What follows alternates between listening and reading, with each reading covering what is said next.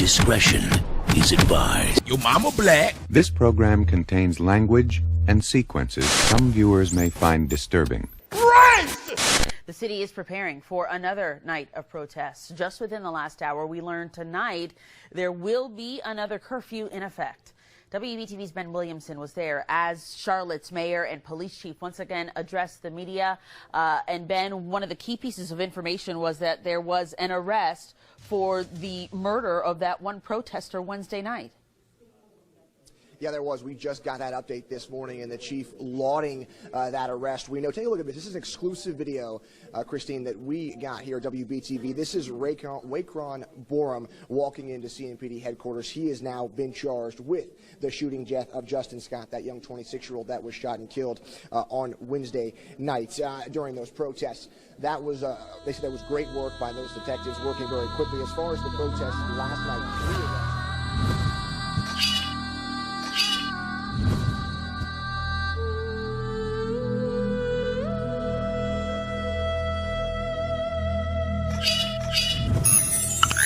few nights I've been very proud of our officers, our men and women that are out on the streets.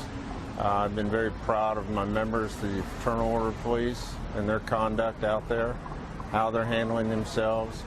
I still say that this is not Charlotte that's out here. These are outside entities that are coming in and causing these problems. These are not protesters, these are criminals. Protesters fight for a cause, they sit down and discuss it. These are protesters that commit crime. They're criminal. They're out here for a different purpose. They're not here to resolve issues and resolve problems. They're out here for their own good. So you're saying that all the people on the streets are not from Charlotte? Well, I'm not saying all the people, but we've got the instigators that are coming in from the outside. I mean, you've heard reports even last night. They were coming in on buses from out of state. If you go back and look at some of the arrests that were made last night, I can about say that probably 70% of those had out-of-state IDs. They're not coming from Charlotte. Yeah, we've got some people here in Charlotte that are upset because they don't have the answers. Well, we don't have all the answers either, and that's why we have to trust in our system and do a thorough investigation to get to all the answers. Don't shoot him. Don't shoot him. He has no weapon. He has no weapon. Don't shoot him. Don't shoot him. Don't shoot him. He didn't do anything. He doesn't have a gun. He has a TBI. He's not going to do anything to you guys. He just took his medicine. Keith, don't let them break the windows. Come on out the car. Keith, don't do it. Keith, get out the car. Keith, don't you do it. Don't you do it. Keith, don't you do it. Did you shoot him? Did you shoot him? Did you shoot him? He better not be fucking dead. He better not be fucking dead. I know that fucking much. I know that much. He better not be dead. I'm not gonna come near you. I'm gonna record though. I'm not coming near you. I'm gonna record though. He better be alive, because I'm coming. You better be alive. How about that? Yes, we're over here at 9453 Lexington Court. These are the police officers that shot my husband, and he better live. He better live, because he didn't do nothing to them. He good. Ain't nobody touch nobody, so they all good. I know he better live. I know he better live. How about that? I'm not coming to you guys, but he better live. He better live. Y'all hear this and you see this, right? He better live. He better live. I swear he better live. Yep. He better live. He better fucking live. He better live. Where is... He better fucking live, and I can't even leave the damn... I ain't going nowhere. I'm in the same damn spot. The fuck? That's okay. Did y'all call the police? Did y'all call an ambulance? All right, joining me now is Minister C.Y.M.I, the president of the NAACP in the Charlotte-Mecklenburg branch. Good morning, and thanks for being here. Good morning. Thank you. Should police release that video? Absolutely. Absolutely. We're calling for transparency. And at the end of the day, if we want to really begin to build a better relationship, then be transparent. It starts there. Have police, to your knowledge, thought about inviting a member of the Scott family to view that tape and maybe NAACP officials as well? The NAACP has not been asked to come and view the video.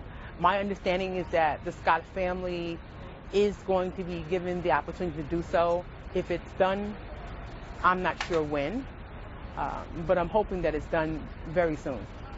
Have you talked to any members of the Scott family? I haven't, and as of Tuesday, I have not spoken to anyone, no. So what did they tell you on Tuesday? They were still in the throes of pain. Many of them were still crying, some hysterically crying, and some were just in a daze. They had just lost their dad and in mourning. But we did discuss who their father was to them, the kind of person he was in terms of his character, how loving he was, not only to them but to other members and children in the community. He was well loved. We heard that from the children as well as neighbors and friends. Even if police release video of the incident involving Mr. Scott, I suspect that some members in the community still won't believe what went down, you know, as they watch that, won't believe that videotape tells the whole story. How do you get past that? At the end of the day, you know, a video may show a different perspective depending on the angle. And so if we don't have many different angles, you may not get the full picture. I think the most important part is the contrast in him having a book versus a gun. But in my mind and in most of the community's mind, it really doesn't matter if he had a gun. It really doesn't matter if he had a gun. It really doesn't matter if he had a gun. At the end of the day, we have the right under the Second Amendment to carry here in North Carolina and find out if he had a permit for his gun and allow him to go on his merry way, and he would still be living today. That's not what happened. And so I don't want anyone to walk away from this conversation today thinking that a video showing he had a gun in any way said that he was guilty of anything. So how can police convince the community? Because it seems like the police chief thinks, at least at this point, that the shooting was justified. How do police convince citizens in Charlotte that maybe police were justified in shooting Mr. Scott? I don't think he's going to be able to do that. We've had too many African American men and women killed at the hands of police, and every one of those cases are deemed, or at least 99% of those cases are deemed justifiable. In most cases, all a cop has to say is that I was in fear of my life. It was an imminent threat. He was on drugs, or, you know, he had a weapon. It was an imminent threat. He was on drugs, or, you know, he had a weapon. But as I stated earlier, when we have a white sister or brother who has a gun or even points a gun at someone, we had a case just recently where the gunman actually shot cops. He was brought down. It was de-engaged, de-escalated. He was allowed to live. And all we're asking for is the same treatment, to use de-escalation, to treat us with humanity, with dignity and respect, and allow us to live. Minister C.Y.M.I, thank you so much for being with me this morning. Presence of a gun. There's a lot of things there. We're evaluating them, and at some point we'll make a further statement to the public about our position. Any timeline on that? We're working on it diligently. We just got on the case yesterday, and so everybody's got a head start but us, but we'll make up the ground. Live 9:45 every weeknight here on the Blaze Facebook page. Okay, cultural appropriate. Well, let's start with Charlotte. Charlotte's erupting again in violence because of, again, these claims that some people, are being targeted because of their race for extra police violence, which of course is nonsense. We've laid that out over and over and over again. But I got a couple of questions about it. First of all, an update on what's happening tonight. The National Guard, because of the violence last night and tonight, Charlotte's mayor now, Jennifer Roberts, has declared a curfew beginning tonight at midnight, going to 6 a.m. I was out on the streets last night, listening to folks who were there, and was grateful to see people voicing their opinions peacefully. I was also encouraged to see acts of gratitude and acts of positive personal interaction between demonstrators and our men and women in uniform. Last night, I signed a citywide curfew that is in effect between the hours of midnight and 6 a.m. This curfew is a tool that allows us to adjust enforcement at the direction of our law enforcement officials. And what are your thoughts of that? Think about it a minute. She said, we need a curfew because of the violence, and that curfew will start tonight at midnight and go to 6 a.m. Midnight? I mean, the crap's going down now. What are you waiting until midnight for the curfew? I mean, I understand you have other issues because there's plenty of people that are out there just going about their business that are going to go have a drink or dinner or something like this, going to a friend's house. Curfews are always a little odd anyways. But if you've gotten to the point where you say, damn it, we need a curfew, let's do something, what do you wait till midnight for? Put the curfew in place now in certain areas even. You could do that. That just seemed a little bit odd to me. But okay, that's what's going on.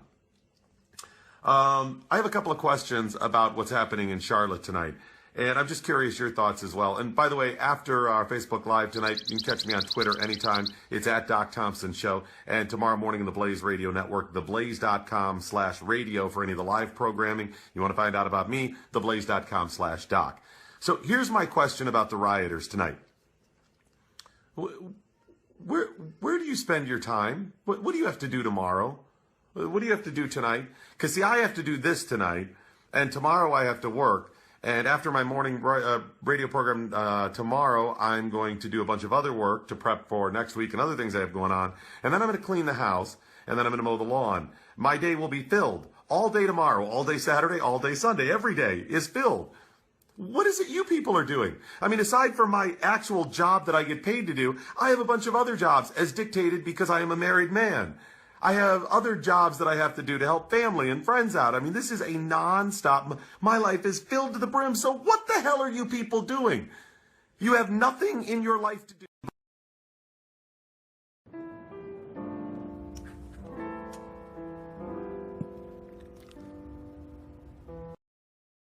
What the hell are you people doing? You have nothing in your life to do but protest. This is it? This is what you have? By the way, as we touched this morning on our radio broadcast, I'm tired of the word protest because it's no longer a protest. In fact, I had to catch myself there just calling it a protest. It's a riot. If you're burning crap down, you're an arsonist. If you're stealing stuff, you're a thief. If you're killing people, you're a murderer. Let's stop calling them protesters, okay? I mean, some people are out there truly protesting, have an issue, they've peacefully assembled, great, I get it. But a lot of them are criminals, and it's about time we started calling them that. Protesters. It's so ridiculous. And what is this all based on? Of course, the alleged belief that racism is running so rampant with police across America that they are willing to kill because they are racist. Whether it's overt racism or some institutionalized, subversive racism, that's what's at the bottom of it all. California Congressman Darrell Issa right now joining us live. Congressman, thanks so much for joining us this morning. It is good to have you. Your reaction, first off, to the protests that we're seeing this morning in Charlotte. Well, I think 7 years ago, the norm in the United States would have been give police the benefit of the doubt. Give them those 24 hours to answer the community's question. Instead, now we have the worst possible result. If the police are absolutely right and absolutely innocent, there's still a dozen injured police. If the police are wrong, there's already a predetermination rather than let the police and the law enforcement regulate itself. Give them a chance. Give them that 24 hours to hold their own accountable, because police do make mistakes. Police do things wrong from time to time. But on balance, You and I both know that more often than not, the facts are in favor of the police's action, not in favor of somebody who is presumed innocent and wrongfully killed by these communities. This is really destroying that relationship we need to have with police, which is give them the benefit of the doubt, but hold them accountable. Our officers observed a subject, Mr. Keith Lamont Scott, inside a vehicle at the apartment complex. He exited the vehicle armed with a handgun. The officers observed him get back into that vehicle, at which time they approached the vehicle to engage this subject. The officers gave loud, clear, verbal commands, which were also heard by many of the witnesses. They were instructing the subject, once he got out of the vehicle, to drop the weapon, to drop the weapon, to drop the weapon. In spite of the verbal commands, Mr. Scott, as I said, exited his vehicle armed with a handgun, as the officers continued to yell at him to drop it. He stepped out, posing a threat to the officers, and Officer Brentley Vinson subsequently fired his weapon, striking the subject. The officers immediately requested medic and began performing CPR. Medic responded and transported the subject to the scene to CMC, where he later was succumbed by his injuries.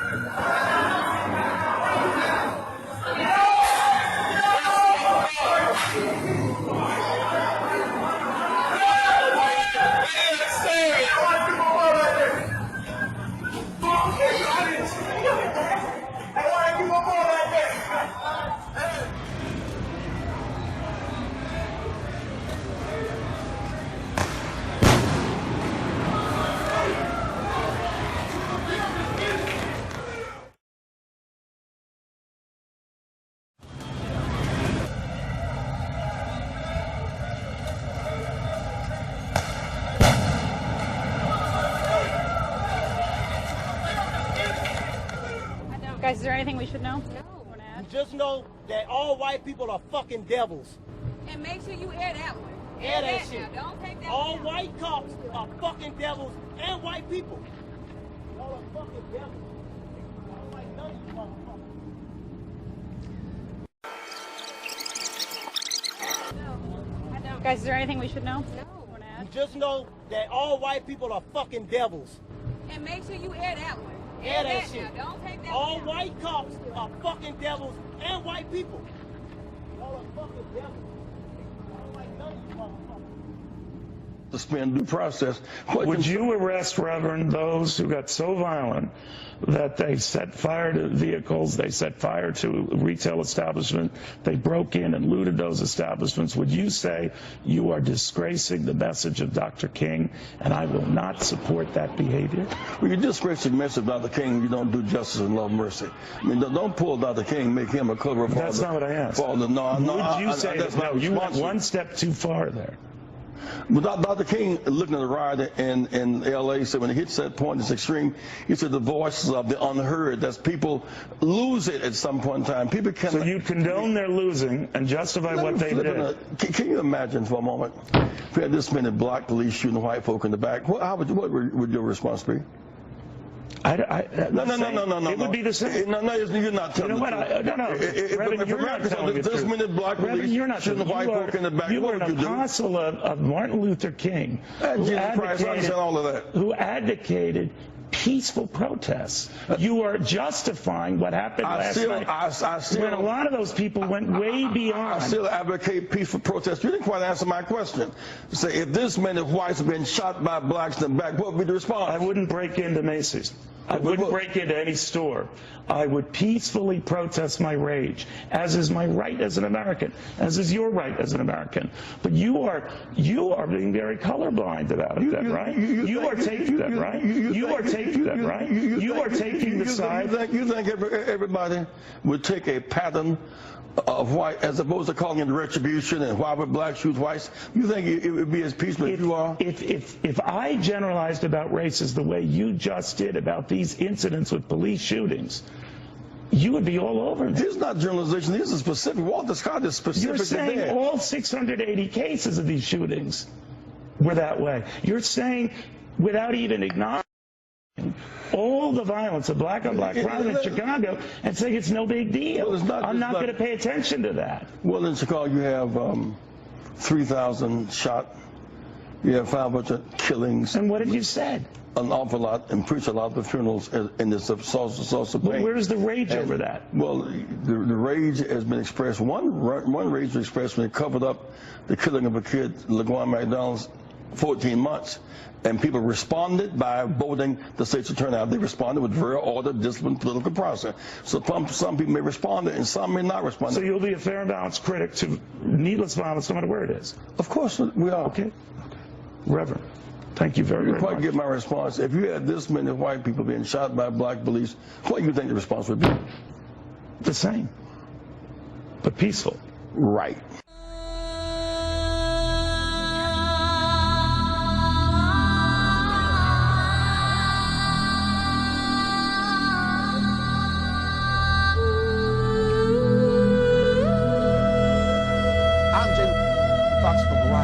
In the nation's largest independent.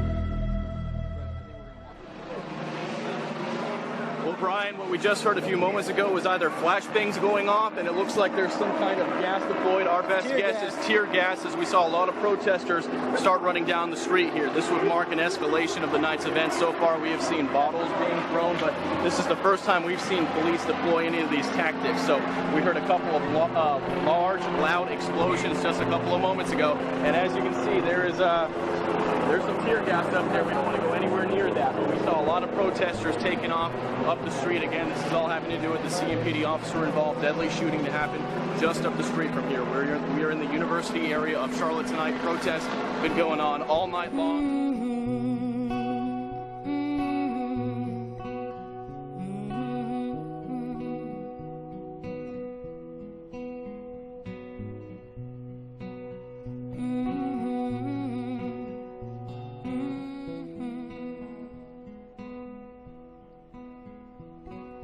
People downcast in despair see the disillusion everywhere, hoping their bad luck will change. It's a little harder every day.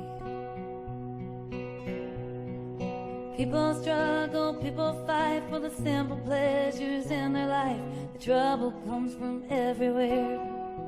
It's a little more than you can bear. Know that it will hurt. And our officers acting heroically. We're just trying to de-escalate the situation and resolve it as peacefully as possible. Things are and the way they've been, and the way they've always been.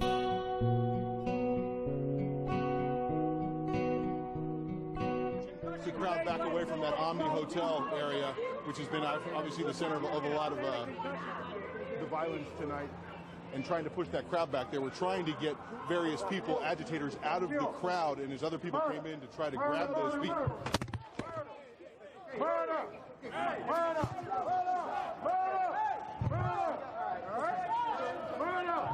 Ed, are you okay? Yeah, we're fine, Anderson, we're fine. So just someone taking out their frustrations on me. Right. So if you need to leave that location, Ed, that's fine. Just let us know. Yeah, we're gonna figure out what to do here. Give us a second, Anderson. All right, yeah, we'll figure it out. we'll check back in with you a little bit. You take care of it. Not long ago, everyone was watching. You were essentially assaulted on camera during Anderson's show. How are you doing? And tell us what happened exactly. Well, we were just doing the report, and I didn't see it coming. I just there was all all I heard was someone yelling at me that I needed to, quote, tell the truth, and next thing you know, got kind of blindsided. Now, oddly enough, I'm trying to find the guy. There was a guy that just came up to me a few moments ago and told me he was the one that knocked me out. I didn't see the guy, and he came up to me and actually hugged me and apologized for what he had done. I asked him what had happened, you know, what made him so angry, and he couldn't really explain anything. So, but oddly enough, I've lost him now. I'm trying to find him again. Kind of just another odd moment in this surreal evening.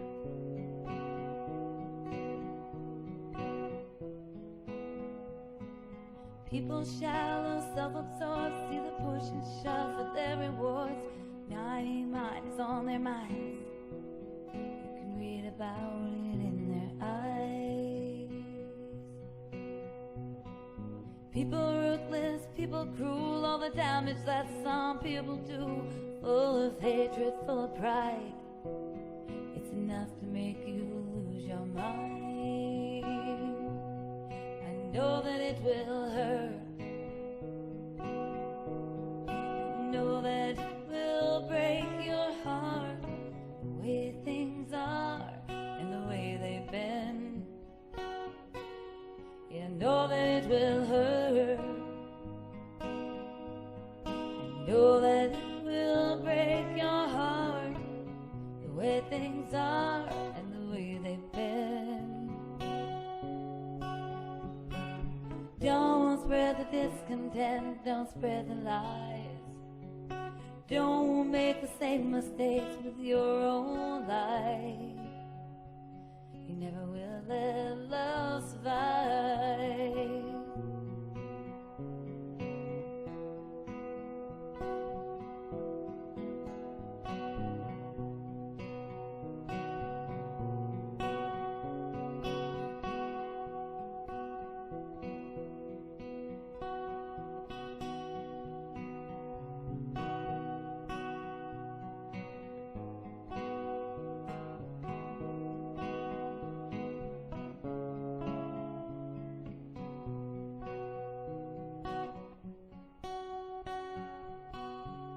I know that it will hurt. I know that it will break your heart.